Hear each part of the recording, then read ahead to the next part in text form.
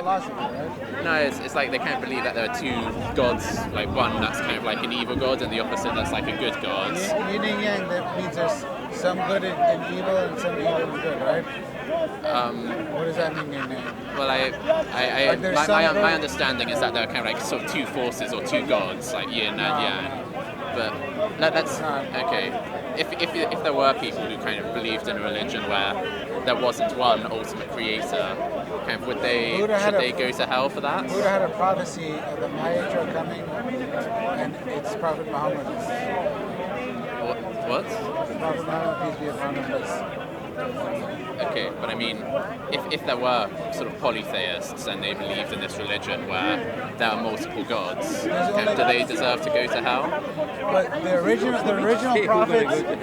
prophets, they preached one God. And there's 126,000 prophets, right? Yeah, okay. So if they got corrupted and then they start believing, adding whatever, then it's corrupted. But it's the same religion. It's just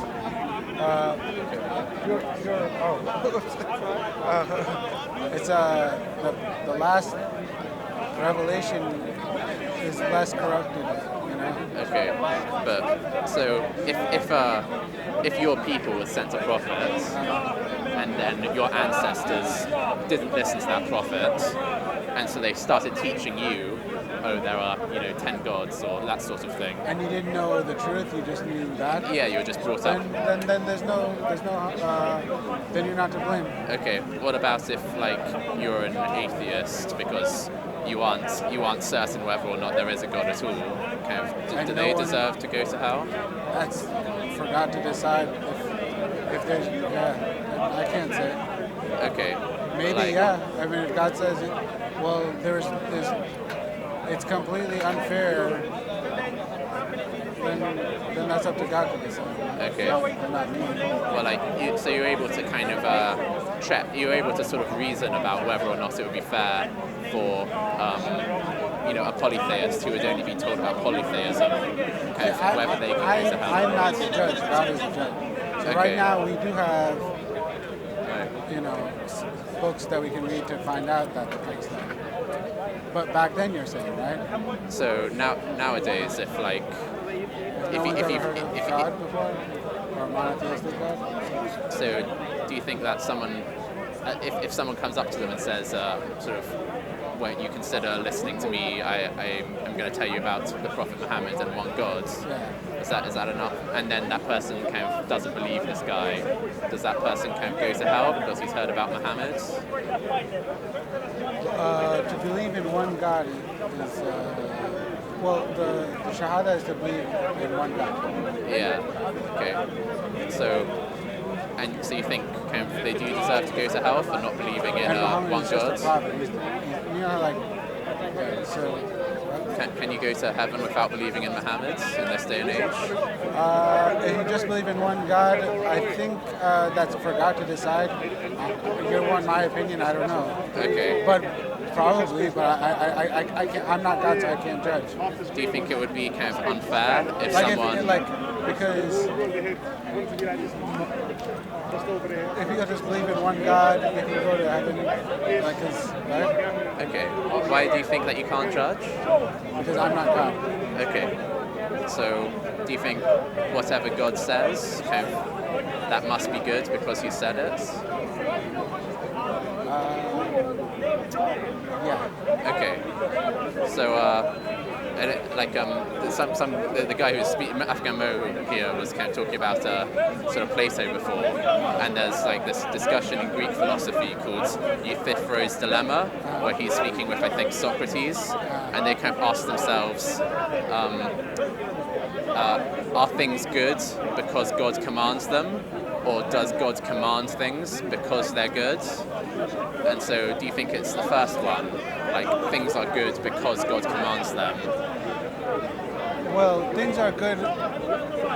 There's things that will give you a good life in this life and the afterlife. I would say that's good. Okay. And then if things are giving you a bad life in this life and afterlife, that's bad. Okay. So, for example, so you have free will. if it's like sort of telling the truth, let's say, kind of, is it good to tell the truth because God says it's good to tell the truth, or does God tell us to tell the truth because that's a good thing to do? It depends. If the truth is telling the truth is for good, then yeah. Okay. What about like being kind to other people? Yeah, that's good. Yeah. So is being kind good because God tells us to do it, or is being kind to other people good? Or does God tell us to be kind to people because it's good? Both. It's both. Okay. It is good, and he's also saying it's good. Okay. Do you think was it kind of good to be kind to people before God told us to do it? Yes. Okay. Well, he never not told us to do it. Okay. Because he told Adam. If God had never said be kind to each other, would it still be a good thing to do? If God never told it? Yeah. If yes, because he created it that way. Sorry? Yes, because he created it that way. Okay, so let me just check that I understand you correctly. If God hadn't ever said be kind to each other, it would still be good for us to be kind to each other. Why would that be? Because that's how he created. Because he decided it in some way. Well, that's just how his creation works. Yeah, but I'm wondering, like, kind of if I'm wondering if here's another way of thinking about it. If God had said something different, like I know it's good to hurt each other, would that be good because God had said it now? If God said to hurt each other. Yeah, if God sort of told human beings kind of it's good to hurt each other, do you think that would become a good thing because he said it? Well, God created everything, so and God knows everything, and he knows his creation, right? So he knows what's good and what's not. Okay. So whatever he says is good, whatever he says is not because he's the one who created it. Okay. So whatever he said is good. Okay. So is it like kind of there's something good? I'll trust the advice of someone who created something. Okay. But is that because is it because God knows, because he has such knowledge, he can see what is good and then he tells us what is good? Not only does he have that knowledge, he made it that way. Okay, he made it. So then could God have made it that way for it to be good for us, for like someone to, hurt for a baby? For our own benefit. Could God have made it that way if he wanted to, but he didn't? So he could make a universe where it's good to like hurt babies. He can do whatever he wants. Yeah. And it would be good in that universe to hurt babies. If he chose to do that. Okay. I'm gonna sort of. I've got some kind of interesting kind of thoughts on this topic. Sorry, it only take like 30 seconds. Basically, kind of with this sort of dilemma, it's got a really interesting article that I think you might find interesting to read, and it's something that's been talked about in Islamic history as well. Like there were different theological schools, like Asharis and Maturidis and Mu'tazila, but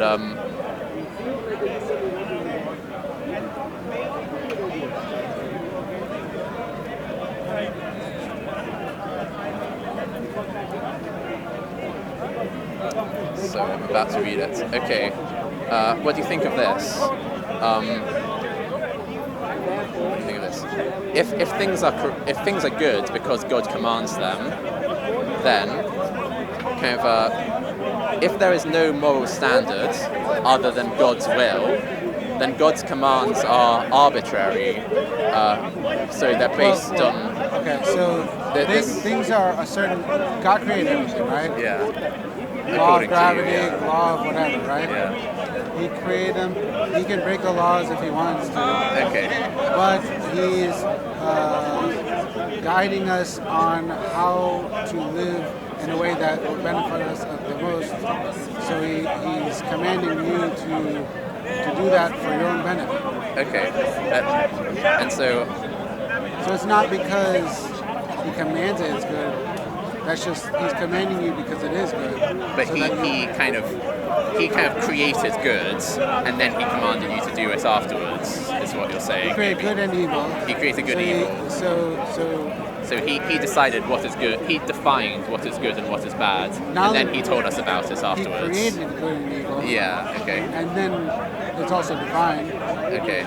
And he's telling you that definition of what's good and evil. Okay. So So. he created things a certain way, and then he's telling you how those things are. Okay, let's see. What do you think of this? Take a look. So anything goes. This arbitrariness would also mean that anything could become good and anything could become bad merely upon God's command. Thus, if God commanded us to gratuitously inflict pain on each other, or to engage in cruelty for its own sake, or to hold an unusual sacrifice of randomly selected 10-year-olds in a ritual involving torture, then we would be morally obligated to do so. As a philosopher put it, nothing can be imagined so grossly wicked or so foully unjust or dishonest, but if it were supposed to be commanded by this omnipotent deity, must needs upon that hypothesis forthwith become holy, just and righteous. So that's not the case. Okay. So that's why he hasn't commanded it. Okay. But let's say he created things that way, and then I guess in some upside down universe he created things that way. Then in that upside down universe, the command would be opposite. Could he change our universe kind of right now and then command it afterwards? So he's created this universe in such a way. Could he change our universe a bit so that what's he can good do is anything he wants to do. okay? So what about But then if he does change it, I don't know why he would do that. But So if morality depends on the perfectly free will of God, morality would lose its necessity. If nothing prevents God from loving things that are different from what God actually loves, then goodness can change from world to world or time to time. And so this is objectionable to those who believe that claims about morality are necessarily true. Well, God loves everyone, so He's telling you, He's giving you morals for the benefit of everyone. Okay, the sort of outcome of this is that, in other words, no action is necessarily moral because any right action could have easily been wrong if God had so decided. And an action which is right today could easily become wrong tomorrow if God so decides. Well, this is not the real God because God is good. Yeah, So if we believe in a good God, we're assuming you're believing in a good God, right? Yeah. We're not believing. There is an evil God. Sure. I don't believe in evil God, and I don't recommend you to believe in evil God. But it's kind of like let's say God so will. Let's just assume but in, that I'm right in saying God is good. Okay. So if he decides to change the universe upside down, then I would assume if he's a good God, he would change the command. But let's think. So since you do kind of Java programming, if you put A equals B, that's different from B equals A. So are we gonna say that? No. Yeah, because if A equals B, you're saying kind of A is now equal to the value of B. Okay. And if I put B equals A, then it'll be saying the value of B is now equal to the value of A. So you're saying if I'm creating a JavaScript program, I want to create a JavaScript program that benefits people. No, but just hear me out a little bit longer.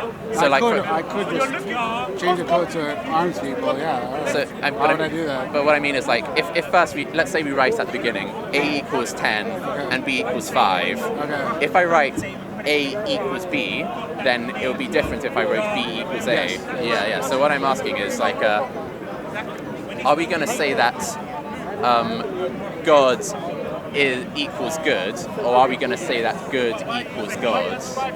You see, because if it is God which then makes good equal to whatever God equals, then that's different from if we have good and then good becomes equal to whatever good was.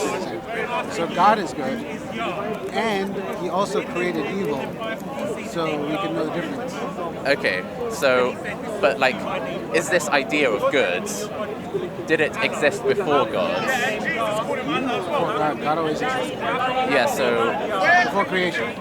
or, no, in does it make sense to, like, if we're going to say that God is good, is that almost like saying God is God, because God sort of defines good, and so kind of no matter what God is, He would be what good. Is good, like to you?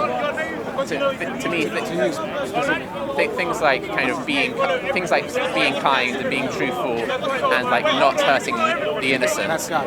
I think that those are necessarily good, such that yeah. But I believe that not even God has the power to change those things. To change what things? Like, I don't think it would be possible for God to descend and say, it's now good for you to hurt babies, for example. I think God right. God He's lacks. Good, so he wouldn't do that. Yeah, and so to me that means that there's this concept of good that exists independent of God. No, there's also things that are good you might not know it's good. These are things that are obvious to you from experience that I know this is good. But then there are things that you might not know if it's good. So that's why things beyond your understanding are conveniently given by scripture, so that you don't have to figure everything out. Okay. Yeah. So all these things are in all the scriptures too, and more stuff that you don't even know why they're good or not. But beyond your understanding. But it's not beyond God's understanding because He knows more than you. Okay. Are you familiar with like a biblical scripture, like the Bible?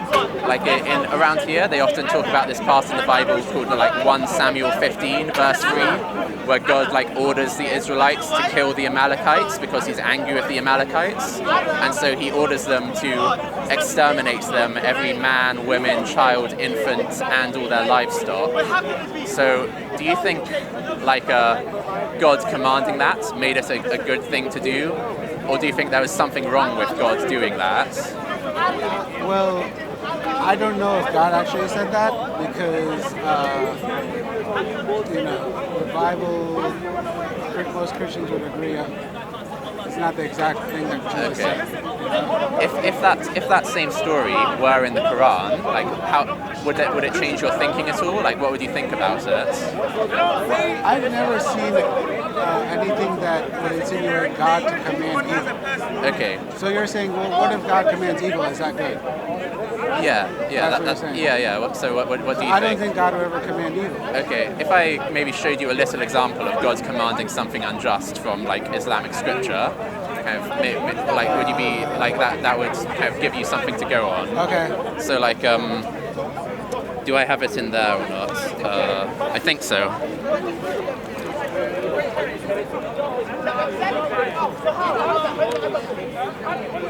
Okay, so this is it's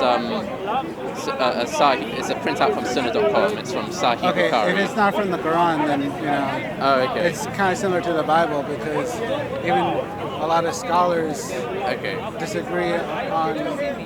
There's such a thing as fabricated Bible verses. Okay, sure. And there's such a thing as fabricated hadiths too. Okay, I'll show you. If you can point out something from the Quran, that would be better. Okay, yeah, I can do that. Hope I remember what verse it's from. I need to kind of Google the verse. Are you familiar with the story of Moses and Kedar? No. Okay. So Moses and Once I met him, automatically, give me your, Facebook. He sent me an invitation on Facebook. And later on, I realized so we're just waiting for the 4G to come in. It's being a little slow.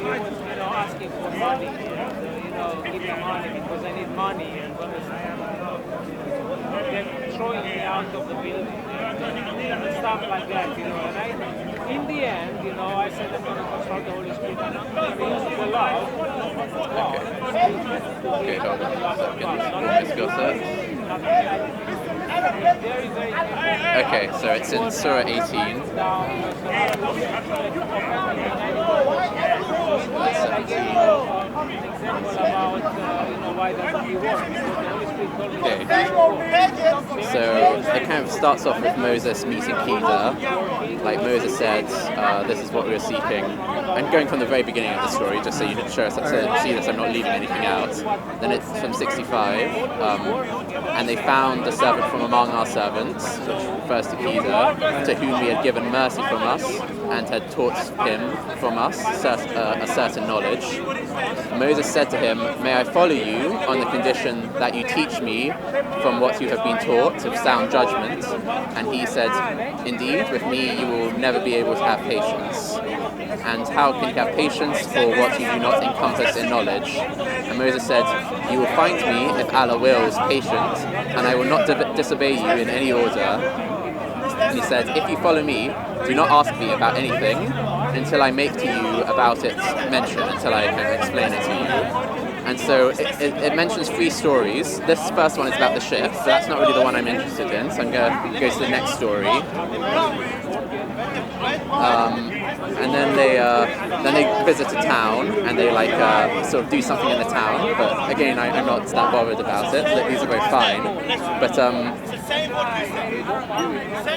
oh, sorry, I missed that one. Okay, so it's 74 as well. So this is the second story, and it says, so they set out until when they met a boy, and he, Al-Qaeda, killed him. And Moses said, "Have you killed a pure soul other than for killing a soul? You have certainly done a deplorable thing." And so Al-Qaeda said, "Did I not tell you that with me you would never be able to have patience?" And Moses said, "If I should ask you about anything after this, then do not keep me as a companion." Hey Pavlov, it's going okay. You have obtained... Yeah, so if I ask you about anything after this, then do not keep me as a companion. You have obtained from me an excuse. So they set out, and then they do another thing in a town, which is also seems like a sort of weird thing to do. But eventually, kind of Moses asks him for explanations, and so Al-Qaeda starts with the explanation from the earlier story. Al-Qaeda said, "This is passing between me and you. I will inform you of the interpretation about that which you could not have patience. As for the ship, it belonged to pure poor people working at sea, so I intended to cause defects in it, as there was after them a king who seized every good ship by force. And as for the boy, his parents were believers, and we feared that he would overburden them by transgression and disbelief. So we intended that their Lord should substitute for them one better than him in purity and nearer to mercy." Okay? So what are your initial thoughts of that story? So God is relaying this story. Yeah. Moses is seeking advice from another prophet. Yeah. And so that prophet is relaying some story to Moses, and he's even telling Moses, you might, Yeah, you won't be able. You'll have be impatient with me. Yeah. Yeah. So Moses is a prophet, right? I wouldn't, if Moses is not able to understand it, how could I, right? Okay. How can I understand it? So for me to answer you on this, and Moses may not understand it, from not God, but from another prophet, you know what I'm saying? Okay. So it's not like God's telling him, it's Hither is telling him, it's a prophet, right? And Hither is telling Moses, another prophet, you may not understand this. So how do you expect me to understand something better than Moses? Okay. Doesn't Peter give us the explanation at the end, though? Because Moses wasn't able to understand before Peter's explanation, but then Peter gave him the explanation at the end. So can't we kind of think about the explanation together?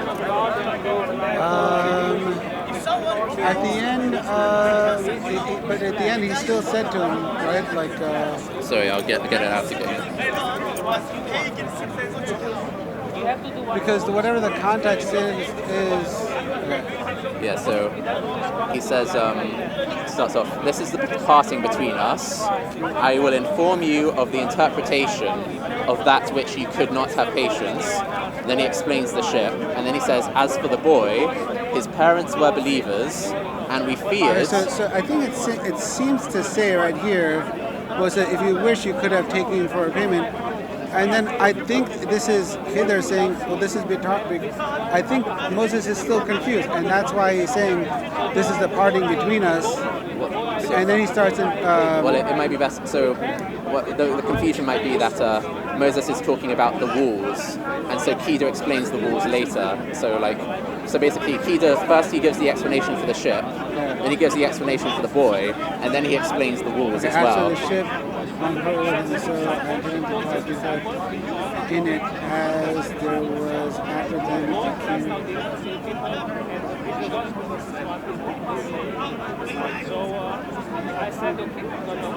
Okay, so that's good, right? So yeah, because the king was yeah, that's good. So he saved them. Yeah, the ship's all good. That's fine. Yeah, okay, so what's another one? So the one that I think is a bit unjust His is parents were believers. Okay, as for the boy, his parents were believers, and we feared that he would overburden them by transgression and disbelief. Okay. So he intended that their Lord should substitute for them one better than him in purity and nearer to mercy. Okay. So his parents are believers, but the boy is not.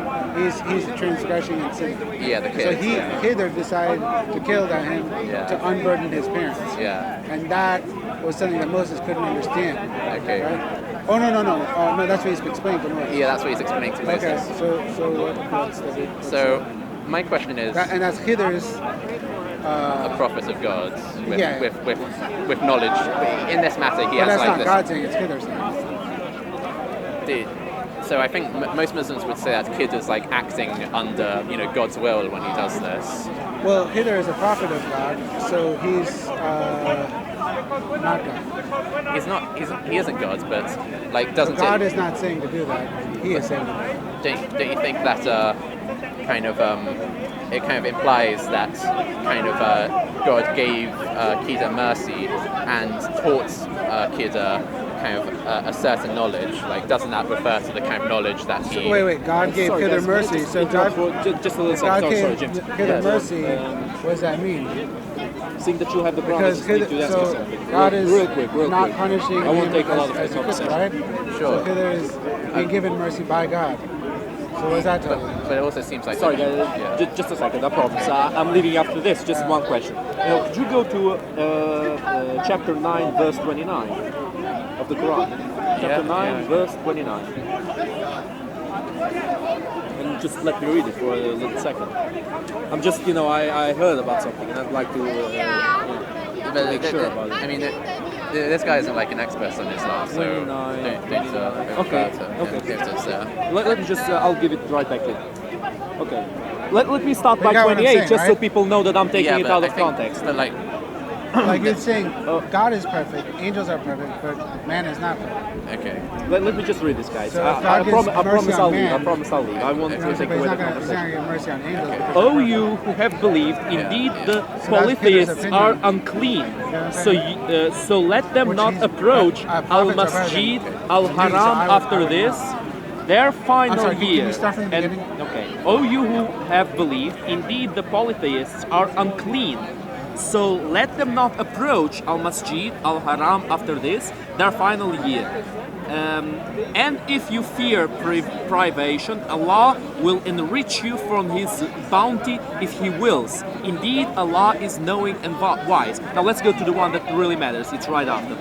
Fight those who do not believe in Allah or in the last day and who do not consider unlawful that Allah and His Messenger have made unlawful and who do not adopt the religion of truth, i.e. Islam, from those who were given the scripture.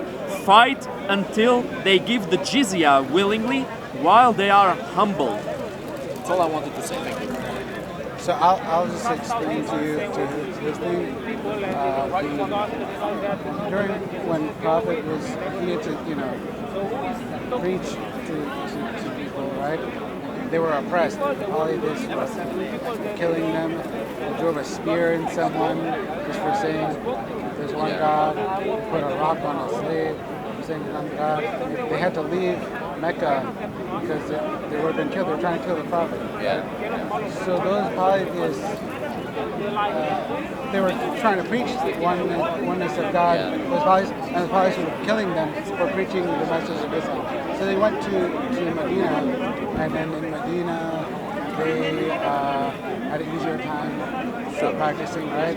So, but then the polytheists were still trying to. So instead of just being killed by the polytheists, I think God was saying to just defend yourself, because if they got killed, then how would Islam,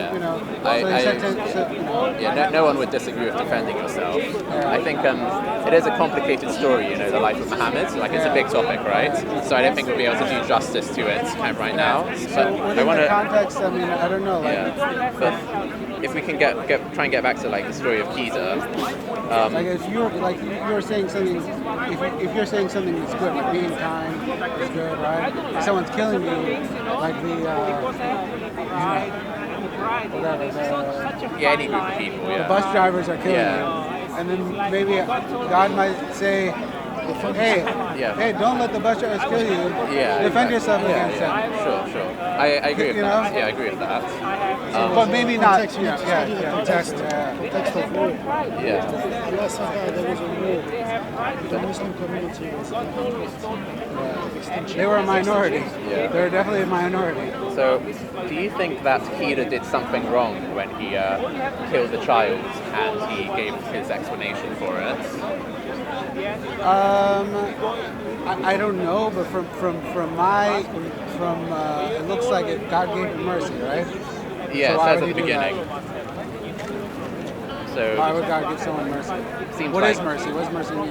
It's kind of, I guess it means like kind of blessings or like I don't know. It's kind of vague. But what do you think it could mean? So let's say there's good and there's bad, and let's say you're robbing a store, and the police officer catches you, and then you go to court, and then the judge says, well, usually for that kind of crime I'll give you 5 years, but out of mercy I'll give you maybe just pick up some garbage from the park, right? Do you think God's giving him mercy because he's doing some kind of bad things here? Well, I don't know, because you skipped like a bunch of paragraphs. Okay. But that's what I interpret mercy as being. Not as severe a punishment. Okay. So I think this is an important thing, so maybe I should read it from the beginning. They found a servant from among our servants, Al-Qida, to whom we had given mercy from us and had taught him from us a certain knowledge. Moses said to him, "May I follow you on the condition that you teach me from what you have been taught of sound judgment?" And he said, "Indeed, with me you will never be able to have patience. And how can you have patience for what you do not encompass in knowledge?" Moses said, "You will find me, if Allah wills, patient, and I will not disobey you in any order." He said, "Then if you follow me, do not ask me about anything until I make to you about its mention," i.e. explanation. So they set out until when they see how he says if Allah wills? Yeah. So he's going to do it, especially he can't promise. If God wills it, then it'll happen. If not, it may not happen. Yeah. So like that's Moses saying, if God wills, I'll be able to be patient. So he's saying like, hopefully I'll be able to be patient. If God wills it. Yeah, if God wills it. Okay. So that's cool. You get what I'm saying? Yeah, but even though he's a prophet, I'm asking about like Kida though. So okay. Like, is your point that even a prophet can kind of like do things that are wrong or that are like off the path? Well, a prophet can. Hello. I would say that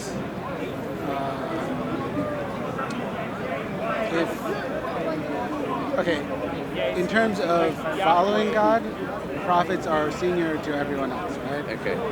But can prophets do anything? No, only God can do anything. Okay. So, like, can a prophet, if a prophet was playing basketball, they might be able to miss some moves. Okay. Because they're not perfect in everything. They're just perfect in their religion. So they might accidentally do something bad without meaning to. Or that Not sort of bad, thing. but wrong. Wrong. Okay. There's a difference. Okay. Like, they don't know everything. They don't have, not even the angels have all the knowledge. Even angels can do things that are wrong. Okay. Because listen, God said, the angel said, there's, you create man, right? Are you going to make them corrupt like the other creation? God says He knows things that they don't know, right? So there's things that angels don't even know. So angels are even up, like you know what I'm saying? So Okay, yeah, I see. angels are created to worship God perfectly. They can't disobey. They don't have free will. But man has free will. So prophets can make mistakes since they do have free will. Okay. Angels can't. But the prophets, a prophet is someone who gives a prophecy. A messenger is someone who gives a message, right? And God chose those people because they're, I'm assuming, able to do those things. All right. So the reason why I'm asking is because, like, it seems to me that Caesar didn't act in the best way. Kind of like, I think he was quite unjust in killing this boy. So God didn't will him to do the right thing. Is that what you think? Either tried to do the right thing, or you're saying God did not will him to do that. Well, so the way that I kind of understand this, and the way that kind of Muslims in general understand this, is that Keter is actually kind of like acting under God's will when he does this, and they kind of say that there's nothing wrong with this. Well, I don't know. Does it say that God told him to do that? That's like kind of the normal tafsir, like that's the normal kind of commentary by scholars. Okay. But well, I'm just saying if it doesn't say it, okay, then it seems as though he's doing it out of his own wisdom. Okay. Would you agree that this isn't kind of, it isn't really just to kill a boy for a crime he hasn't committed yet? So the boy, if he is evil, right?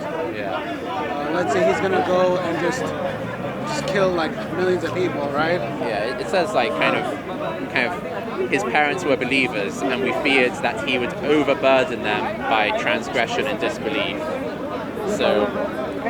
Okay. So maybe he would turn them into disbelievers. Yeah, maybe. Yeah, that's possible. Yeah, possibly. Okay, and then he thought that killing him would save his parents from being disbelievers. Right. I mean, my personal opinion, like I'm not a prophet like Hither or Moses, but my personal opinion, I don't know the context either. Like probably, I don't know, because he's saying Moses wouldn't even understand. So Right. I don't understand the context. Well, why you do that. he's kind of saying that Moses won't understand kind of when he does the action, but then he gives them the explanation afterwards. So I don't think Moses didn't understand afterwards. So afterwards, no, Moses didn't understand at the time, and he's giving the explanation, but I still don't know all the factors, Okay. and I'm not in a position to really say something that, you know what I'm saying? Because, All right. So so there there's might wisdom be in more. things I might not know, because all right, God knows everything, right? Yeah. And then he gave messages to angels, to give to prophets, to messengers, right? And they gave it to us. Right? So I'm in the us part of it. So I can't really judge. I'm not in a position to judge a prophet like God would. So God would be the one to judge this particular thing, Okay. as opposed to me. And I think that I wouldn't even attempt to question a prophet because they're probably at superior knowledge. So whatever, you know what I'm saying? But even if let's say I was a prophet, like on the same level as him, like Moses, even Moses isn't even, let's just say Moses, let's say Moses questions him. All right, so let's use Moses, right? Let's say Moses is questioning him, who's a prophet. Even still, God is a judge above Moses, so even Moses couldn't judge. So God would be the judge on him on the day of judgment. Not you or I, definitely. Not you, not anyone, not even Moses, not even Jesus. Okay. All right. So I get it. Like. So God is the only one who can judge All right. that. And then it's also, it depends on the amount, there's a lot of factors, Okay. And God is merciful and just. I think I've got an example that And like that- has and that- more of the. So this one, like maybe So there's this some. thing right here- There's some. There's not all the facts. This Is what thing you're right saying. here, yeah. Okay. Can I show you something where I think kind of we do have all the facts? every God demonstrates feminine attributes. So in kind of Surah Baqarah, like chapter 2, verse 282, it's like a long verse, and in it supposedly God lays out the kind of rules about contracts and sort of financial contracts. Okay. And so it's a long one. There's like a verse in the middle that's kind of important to us, but we'll start from the beginning just to make sure we have all the facts. So it starts off, O you who have believed, when you contract a debt for a specified term, write it down, and let a scribe write it between you in justice. Let no scribe refuse to write, as Allah has taught him. So let him write, and let the one who has the obligation, i.e. the debtor, dictate, and let him fear Allah, his Lord, and not leave anything out of it. But if the one who has the obligation is of limited understanding, or weak, or unable to dictate himself, then let his guardian dictate in justice. And bring to witness 2 witnesses from among your men. And if there are not 2 men available, then a man and 2 women from those whom you accept as witnesses. So that if one of them, i.e. the woman, errs, then the other can remind her. And let not the witnesses refuse when they are called upon. And so the part I'm interested in is just the last couple of sentences when it was talking about the witnesses you should bring for these kind of financial contracts. And it seems to me quite sort of unjust that God is commanding us that you either need 2 men or 1 man and 2 women, because it's kind of implying that the female testimony is not as strong as the male testimony, so you need like two women in case one of them errs. Do you see? And so if we were like to apply that today, then it would be like all those financial firms, instead of like employing kind of male accountants, they'd have to get like 2 female accountants to do the same work. Well, I think the accountants back then were mostly men. Like females were mostly taking care of like back then is females were mostly taking care of the family and the men were working, right? Yeah. So in terms of financial contracts, the men may have a little bit more of an advantage because they have more experience since they're working in finance. So it makes sense in their society because it would be the men who are the men will be the salesmen, the traders, the merchants. I mean, let's say hypothetical example, like it might, when it comes to raising kids, it might take 2 men to do 1 woman's job. Yeah, maybe. So like, because just women have more experience. So yeah. Do you think then that this commandment only makes sense in those societies where there is not equal kind of opportunities for education and like business? So do you think it's a commandment that maybe makes sense in like their society at the time, but it doesn't make sense for our society anymore?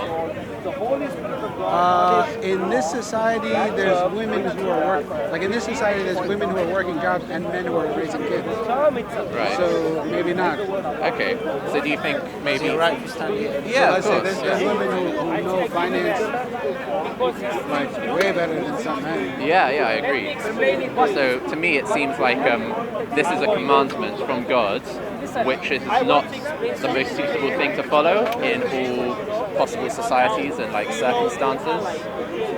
I would say I would agree, but God knows best. Okay. So maybe, like, do you think it kind of makes, to me, it almost makes more sense that this is the kind of commandment that might be made by a man who was living in that society, and it kind of reflects that society's views and kind of their level of education? No. It's you mean the Quran? Yeah. So I think revealed by God. But like, it seems as though the fact that this kind of commandment about how to create a financial contract and witness the contract, the fact that it kind of does not work very well in our society today. I wouldn't say that.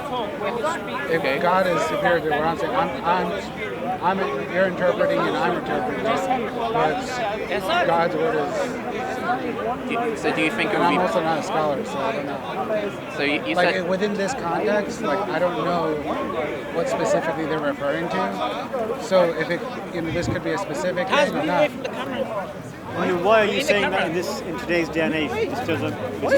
Yeah, I don't think this seems like a... So this is like Quran chapter 2, verse 282. It's not about inheritance, it's about financial contracts for a debt or other kind of financial agreements.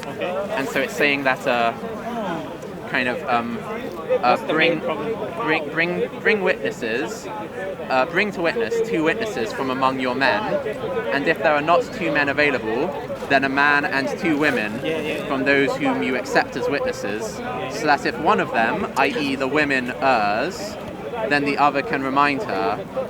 Okay, so what I asked was like, given that kind of in today's society, kind of there's equal like education and business between men and women, equal opportunities to like become an accountant, become a lawyer, that sort of thing.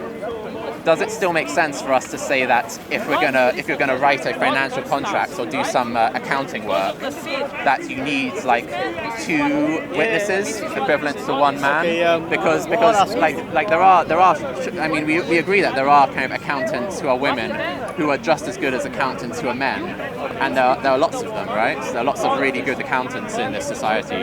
So I'm just wondering, like, does it make sense for us to like say no, we should have That's a specific context. So You know what I'll do? Shall I ask you a more important question? If you believe in God, if somebody can prove to you that God exists and He's written down some commandments that you need to follow, and that's proven to you, would you follow all the commandments regardless of what's written there? If you know it's the word of so God. if like there was a creator and he created me And it was proven. and then he told me to do some things, I'm not sure I would obey him, because he might tell Do me you to know do the something context evil. of this? I don't know the context. Do you know the context? The context of the verse. Yeah, I don't know it. Do you know it? I personally don't know. That's So, this is a general. It's general about. It's not for one don't time. know. But yeah, we can So bring a maybe more. if you bring someone who knows the context, ask him because He's discussing the verse about bringing 2 female witnesses. Okay. So, what do you know about ESCOs? Well, like their ideology you of know, like especially before we discuss this, don't criticize the it's best to rulers even discuss if they hit your backs. does he believe in God? I don't agree with that. Because So at the end of the I day, think it seems like there's in no the point interest of the going so rulers. specific about But I what you appreciate that. I've apologized to Shamsi because I apologized because I kind of called him a shill, which would like imply that he was sort of if you're a shill, you're someone who kind of like pushes an ideology that you don't actually believe in. But yeah, he sincerely believes in it, so I've apologized to him for that. I think so, yes. you know what I say to you? What's your views in regards to theology and God? Yeah, I don't know for sure whether there's a God or not, but I do think that Islam and Christianity and Judaism and other religions are man-made. Yeah. I mean, so what's your view at the moment? What's your not believing in God, for example, believing in God, not being sure? What makes you not sure about God? One big source of doubt I have about believing in God is that there's evidence from psychology about the sort of nature of babies, like their kind of predisposed human nature. Yeah, so the Islamic claim is that they're predisposed to believe in God, but like what sort of experiments from psychology have sort of shown is that babies are actually kind of predisposed to be very tribal, even over very sort of insignificant things. So, for example, Psychologists don't know as much as God. They can't even cure anything. but the thing is, I can't assume that. But I can't assume that.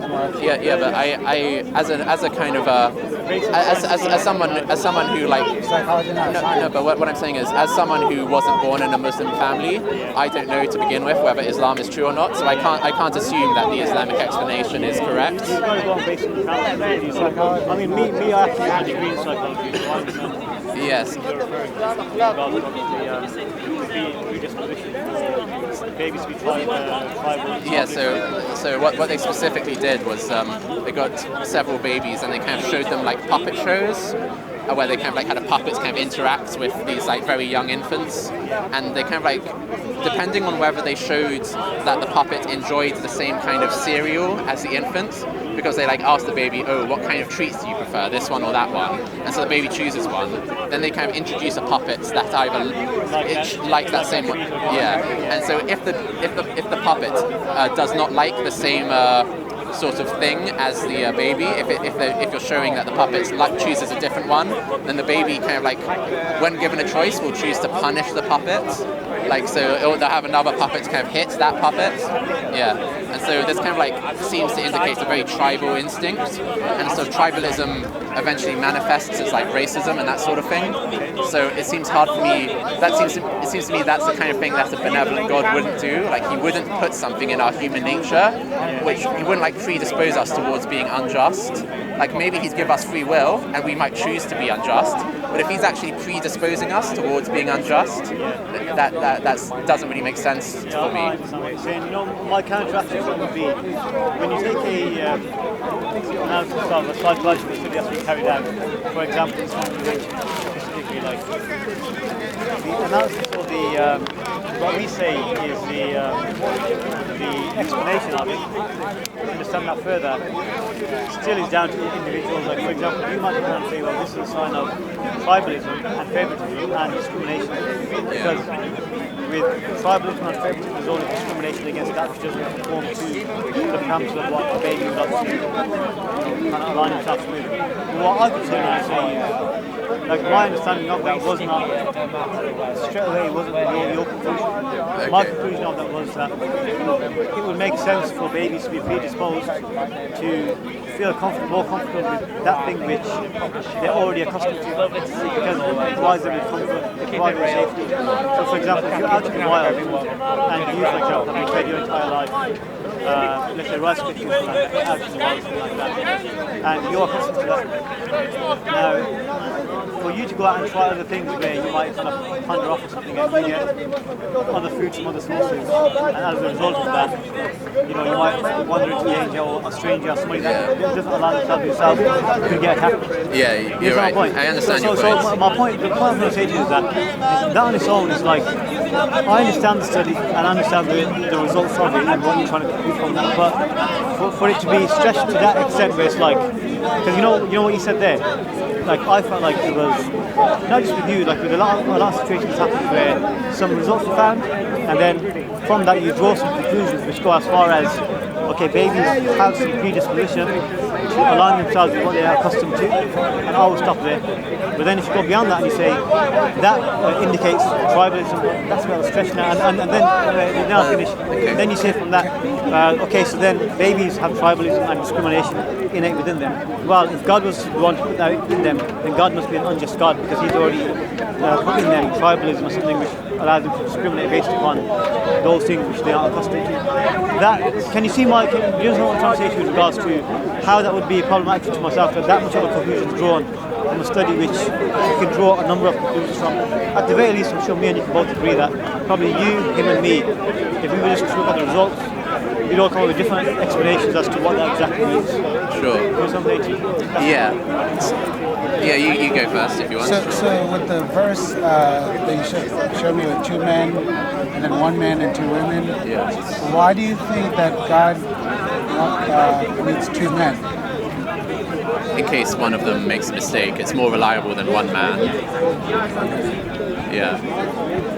So, but it's still saying kind of, like, rather than having just 2 women, you need 2 women and an extra man. So it's implying that women are kind of less reliable than men. See, again, that's an issue where I'll say to you that when you extrapolate and you make it out to be that, okay, this means they're unequal, there's a number of issues why that thing could be taken out in a different context. One of them would be that, for example, women in the times of rape and even older times, there was a lot of issues in regards to in tribal Arabia or even older times in general, in even in Europe, in Greek and places like that, women would die maybe prematurely, or maybe they'd get married, they'd travel off somewhere far away, or they have something which would prevent them from bearing their testimony or bearing their presence.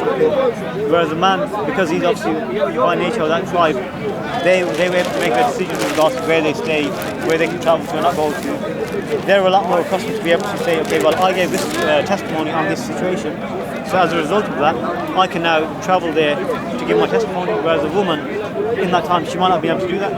So if you have two women, even if one of them is hindered by the fact that she can't provide a testimony and say, well, you know what, I was there, because she's maybe got married, she's moved far away, or something's happened to her where she's not able to, out of her own decision, travel back, you've got somebody else.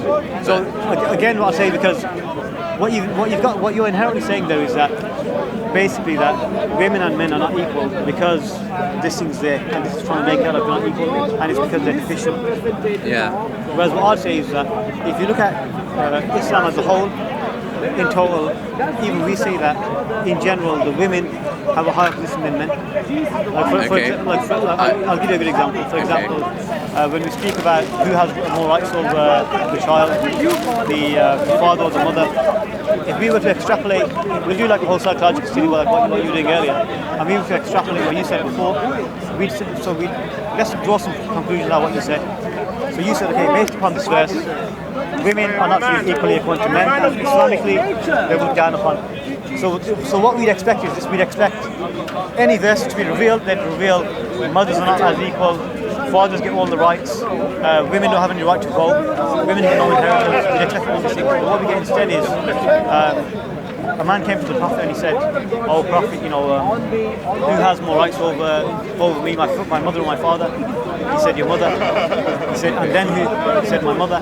He said, "And then who?" Said, "Your mother." He said, "Your mother 3 times." He said, "After that, your father." Meaning, your mother has 3 times more rights over you than your mother. You understand? In issues with regards to marital affairs, whereas in European countries, like when you get married in the future, your wife, she might not take on your. Will she take on your name? Probably, yeah. Probably. In an Islamic society, they wouldn't do that because we're not allowed to enforce our name upon our women. My mum don't have the name of my father because she's not a possession to you. She's not something which you can get married. She takes on your name and she's like your property. Where it's like if your last name is Michael, it's like okay, well she's now Michelle Michaels. All right. But I'll go further. So what I'll say to you is that even when we get married, the wife, if she was to work, she's allowed to keep all of the money that she makes as a result of that.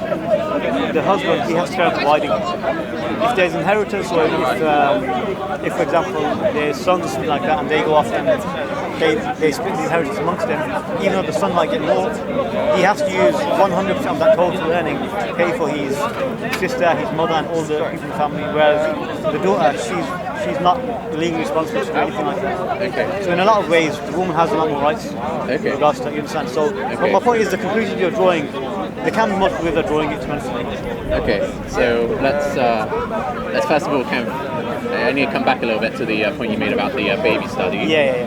So basically, kind of like you haven't sort of read the study yet, and so no, I'm saying just based on what you said. Yeah. So like probably the better thing in order to like check whether or not there are multiple interpretations would be if I kind of maybe in the comment section of this video left a link to the actual study, and then like you could read through it properly and see see whether it's like whether I'm like reading too much into it or whether this is kind of valid inference. Now, as for the first point you made was about the financial contracts and the witnesses, and you gave the explanation that maybe a woman wouldn't be able to travel to give witness testimony. What I'm saying to you is in general that you can, to extract from that, while it means that women and men are in all circumstances not equal, the women are always below, I'd say that there's other conclusions that can be drawn which wouldn't be a result. Okay, but I mean, I don't think the reason behind the verse saying you need either 2 men or 1 woman and 2 men is because women might not be able to travel.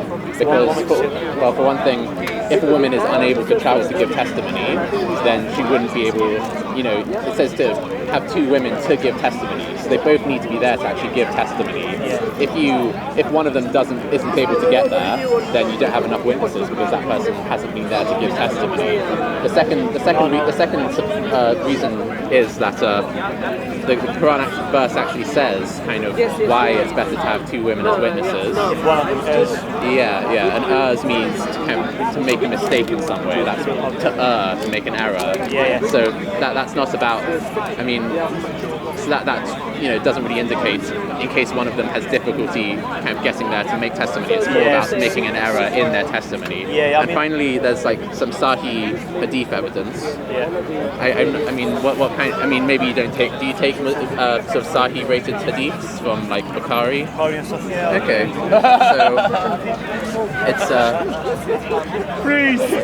Priest, what have you got against me, Priest? So, You're right, brother. How's it going, bro? You right? Yeah, my son. Good, yeah. James, how you doing, man? I'm okay, thank you.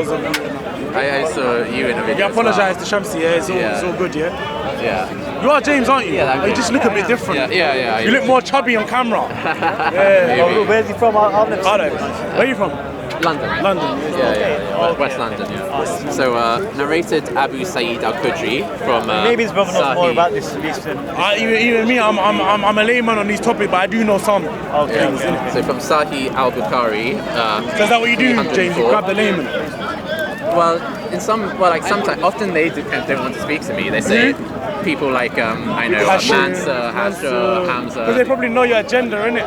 Well, I don't think that's just. I think they're assuming. Probably an enemy of Islam, innit? Well, no, I listen to people's points and I. What religion do you follow? I'm not like misrepresenting you. Are you an agnostic? Yeah, I'm agnostic. But let's get to this. Narrated Abu Sa'id al-Khudri. Once Allah's Messenger went out to the Musalla to offer the prayer of Al-Ida or Al-Fitra prayer. When he passed by the women and said, "O women, give alms, as I have seen that the majority of the dwellers of hellfire were you, women." They asked, "Why is it so, O Allah's Messenger?" I can't say that. So don't worry, he replied. Say peace and blessings of Allah be upon you. Oh, okay. In English, it's better. Okay, yeah, that'll be what I'll do. And so he replied, "You curse frequently and are ungrateful to your husbands. Yes. I have not seen anyone more deficient in intelligence and religion than you. A cautious, sensible man could be led astray by some of you." The women asked, "O Allah's Messenger, what is deficient in our intelligence and religion?" He said, "Is it not the evidence of two women equal to the witness of one man?" Yes. They replied. I like where it's going. They replied in the affirmative. He said, "This is the deficiency in her intelligence." And then it says, "Isn't it true that a woman can neither pray nor fast during her menses?" The women replied in the affirmative. And he said, "This is the deficiency in her religion." So I think this kind of indicates that the reason for the Quran verse saying that you need, two female witnesses to be equivalent to one male witness. So he taught you something new. Did you know this before? I mean, I've heard this. Are you happy with whatever your Prophet has ordained and taught and? Yeah, of course I am. Yes, but the point I'll say to you about that is that It seems a bit, doesn't make sense to But me. the thing is, you can attack our religion, but we can't attack your religion because you don't have a religion, But we can't attack your society that you claim to be perfect. No, but I don't society. claim it's perfect. No, but the way it treats women. I don't claim it's perfect. But the way it I treats claim- women. I We claim treat it's- our women with I claim- respect. I We claim- don't I claim allow it- them to be. Well, let's not get angry. But No, I I'm not think. angry. It's my voice. I'm quite Okay, loud. sorry. I'm a loud guy. I've got some monotone voice. Yeah, I've got a you're weird quite- voice as well. yeah, you're but quite- no, I'm not. So I'm not claiming that our society is perfect. Yeah. I would say that It's far from perfect. I'd say that in this instance, in this issue, it is better that in our legal system, legal financial testimony can be given by either a female accountant or a male accountant equally, because male and female accountants are equally good. Has it stopped women completely from giving testimony? That's not the point I'm making. No. Has it stopped them completely? No, It hasn't. No, it Okay. hasn't. But I'm not making that point. But, right. so do you kind of sort of accept this evidence? I mean, what I'll I'll say to you is two things. I'll say the first premise that I told you was when I asked you at the beginning, if God was to reveal something and you knew it from God, would you accept it? Not necessarily. Okay, so this is where we differ. That means you compromise on God's word. Because what you're If God told me to do something evil, like for example, the story of Isaac and Abraham, where Slaughtering. where God But said, wasn't the moral of the story beautiful? no, because That the slaughter didn't take place at all. it's good that the slaughter didn't take place, at but all. the fact is, And it was just a test from God that he wanted to test his slave. yeah, but to me, Abraham failed the Isn't test. it beautiful that Abraham No, had this connection with Okay. God? No, I don't believe so. Because what happened was... Oh, it's not good that he had this connection. What happened was, God was communicating to Abraham, and he told him, kind of, I want you to sacrifice your son Isaac to me. Yeah. And Abraham was pained by the decision, but This is where you eventually hang he out, yeah? obeyed his God. Where's And so, that? that You're right, and so yeah? he was willing to do something evil just because God told him to. Ends in that. And I think a good person would have disobeyed God and said, no, my come down son here. is innocent, I'm not going to Once every sacrifice him to Sundays and you. that, So that soon as in stop that kind of coming in it. situation, I definitely disobey God Face if he on told me camera to do too something much. evil. Yeah, I mean, what I say. Don't get her on that camera, bro. There's multiple ways to look Hey, contact, is that your camera? Yeah. This camera's got a spirit level, you know, your one don't. See the spirit level, the bubble. I got one as well. You got a spirit, you got a bubble on yours. Yeah, you a Coca-Cola. Comes every now and It's a then. shame, we've got to wrap this up still. But please continue, so- James. No, so that's an example where I what wouldn't say obey is God. We've got quite a big difference there because for me it'd be the case, and for a lot of people it'd be the case that if something's proven to be from God, I'll probably be and here they know it's from for a while God, anyway. and you've proven to them that God exists and He's revealed something, they say, okay, look, if it's come from God, we follow it. If you're saying that even if I can believe in God, and that's proven to me, and it's proven that He sent something down, I still wouldn't follow it. I wouldn't I'd think- necessarily follow it, is what I'd say. I mean, but you basically follow it. No, if he said to do good things or like neutral things, I'd do it. If he said to do evil things, then I wouldn't. So that's the difference. I haven't really You're made a lot of essentially messes today. saying that I've been trying to even avoid if it's proven to me that someone's created me for a specific purpose, it's proven to me that I'll be created for that purpose. All the signs are there that I'll be sent certain revelation or something like that. They prove that I'll still disobey. So what I'd say is we can't really have a police argument when we are damn self difference. I mean, you have a discussion about God exists first, But you've been in the shallow end for too long. a specific point with regards to this verse says this explanation of that. That in and of itself is just a specific point which is kind of overshadowed by a much larger point, which is that there's proof. Like for example, me, I've got a lot of reasons to believe that God exists. I've got a lot of reasons to believe that, and I've got a lot of reasons to believe that the Quran and the Hadith that have been sent down is from God. What are some of those reasons? Well, the thing is, obviously, for us to have a discussion like that will take a few hours, and I'm not privy to having 3-4 hours to sit down and discuss Okay, it. sure. But the reality is, even if I was to tell you, you've already said explicitly. I mean, it's good you're honest about it. I mean, some people come on and say, yeah, you know what, if you can prove to me it's from God, I'll follow it 100%. They might be lying, but you've been out right and said it straight. You know, for me, I like to disobey, even if it's from God. No, that's not what I said. I didn't say. I mean, but it is basically what he said. I mean, I'm sure that's What did he say? No, he goes that if God sends me down, I still necessarily wouldn't follow it. Yeah, he said I didn't say he said if it's a bad lesson. Yeah. Yeah. So But none of God's lessons are bad. no, and even then though. What if he did, though? No, even Even then, how can we define? wherever he says goes, how then can- that's how as Muslims, that's where we stand as Muslims. Yeah, but how can wherever we he define, says goes, isn't it? How can we define what if what's he- good and what what's if he- bad? Exactly. How can we define what's good and bad? Exactly. What if tomorrow God told you to torture a baby? Like, would you do it? But the thing is, like, The point is that there's 2 points to it. Like for example, up until now, God has already told us what to do. It's in the Quran. There's gonna be nothing new, and in the Quran it doesn't say torture babies. and You're coming up with your own. No, sort of- but you said whatever God says goes, and so. But God wouldn't do that. God wouldn't say torture a baby. But Was the what- most what- merciful. But then we're saying that there is some idea of what's good, and God is good, and so God doesn't just, and so therefore this idea of good isn't defined by whatever God says, yeah? Because otherwise, God could say, tomorrow you should go out and kill babies, and that would How is God gonna say automatically, that? and then that would automatically become good. How's God gonna send us that no, message? No, because the point you need to understand is that there's certain premises for the belief in God and what God is. Like we've got 99 names of God, the most merciful. All right. Okay. Yeah, I like the spirit bubble on your camera. Come take over everything from your melody. Man, say it straight. Man, don't listen to BBC. Man, don't listen to ITV. Listen! I don't listen to Yeah. So one is a perfection to the other, an order of perfection. Like Allah's forgiveness is total and complete, but yours isn't. I don't even listen to this guy, man. I don't want to misrepresent you, but what you're really saying, when you say that, what you're really saying is that the difference between your mercy and God's mercy is one of degree. It is a quantitative